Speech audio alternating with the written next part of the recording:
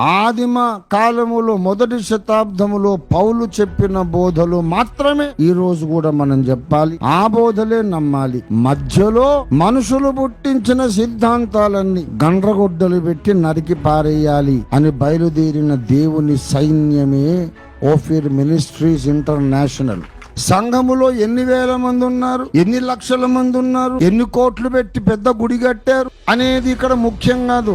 దావీదు ఎంత హైట్ ఉన్నాడనేది ముఖ్యం కాదు. గొలియాతు మీదికి రాయి విసిరాడు అది ముఖ్యం. ఓఫీర్ మినిస్ట్రీ సంఘం ఎంత పెద్దగా ఉన్నది అనేది ముఖ్యం కాదు. దావీదు తృణీకరించబడినట్లు వాళ్ళ మనం కూడా తృణీకరించబడుతున్నాం.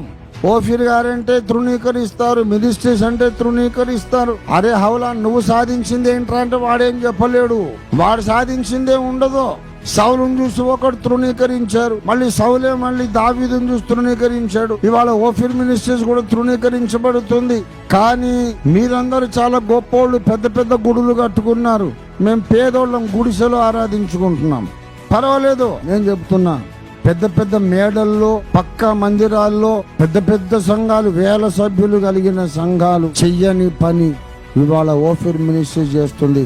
పరిశుద్ధులకు ఒక్కసారి అప్పగించబడ్డ ఆ బోధను ఎత్తి చూపి ఇదే బోధ, ఇదే త్రోవ, దీంట్లో నడవండి, దీనికి విరుద్ధమైనదంతా కూడా సైతాను బోధ, మనుషులు కల్పించిన బోధల్లోంచి బయటికి రండి, ఇదిగో ఇది ఈ సత్య బోధలో ముందుకు నడవండి అని ఈనాడు మనల్ని ఎదుర్కొంటున్న గొలియాత్ అనేది ఈ అబద్ధ బోధల సమూహమే మన గొలియాత్. వాక్య విరుద్ధమైన సిద్ధాంతాల సమూహం మీద వడిసెల రాయి విసురుతున్నటువంటి ఏకైక సంఘం ఓఫీర్ మినిస్ట్రీస్, అగాపే సంపూర్ణ సువార్త సంఘం.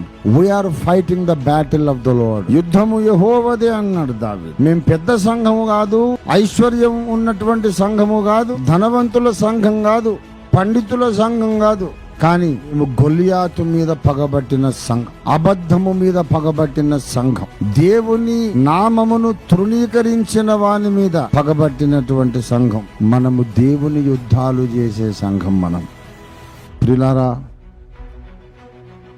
దేవుని రాజ్యంలో ఇదే లెక్కకు వస్తుంది.